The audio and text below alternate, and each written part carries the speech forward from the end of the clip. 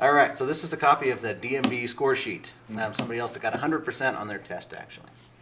All right, so what you need to know, basically these are the small mistakes over here, and these are big mistakes over here. There's nothing in between. And there's not really a number system, it's just big mistakes or small mistakes. Okay. Small mistakes, you can make 15 of these small mistakes and still pass your test. 16 you fail. It's only about a 15 or 20 minute test, so it's like one mistake per minute that they let you get away with. It's a lot. They give you a lot of leeway. Things like incomplete stops, if it's a slightly incomplete stop or a little bit over the speed limit, or small things a little bit past the limit line, that would all be over here. Okay. Before we go to this section, just try to notice that traffic check is the first thing on every one of these lists. Every single time when you're entering an intersection, they want to see you scanning back and forth and looking for traffic that might come out.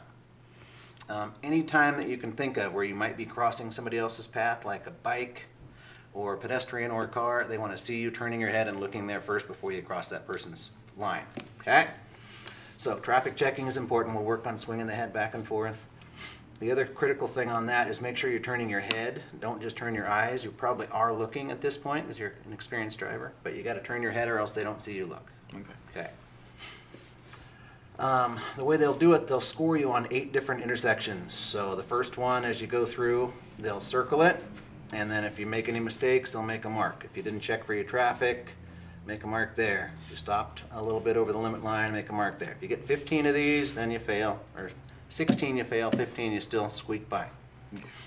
All right, now the big mistakes. These are criticals and you fail all at once. If you do this even one time, any of these things, then you're going to fail all at once. Okay.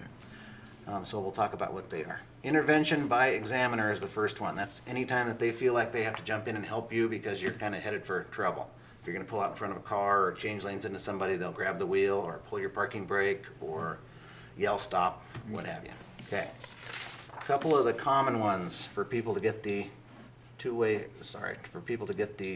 examiner intervention. The two-way stop is the biggest one. So you've got a stop sign, the other guy has a stop sign, but these guys don't from the two sides. So that basically you got to come up here and stop and make sure that it's really obvious that you see that they don't have a stop sign and you're not about to pull out there and do anything crazy. Okay. On the test, there's one here where there's a fence somewhere right here, and you can't see very well, so they want to see you move forward right to the edge of the gutter where the gutter would cross here. They want to see you move your car forward and stop a second time where you can see better before you make that decision to go. So stop first behind the line, make sure it looks like you understand that no traffic is coming, and then move forward and check first, make a full stop there a second time, and then make your move if it's clear. Sounds good. So that's the two-way stop. Make sure you're discounting stop signs on all the different sides. Another intervention by examiner. In the parking lot, if you're going through the parking lot here, if you have cars parked in these spots, it's going to be hard for them to see you. If the driver's sitting here and you're coming down the road this way, he can't see through these cars to see you, so it's your job to be going slow enough and to be ready enough to stop if they get ready to back out.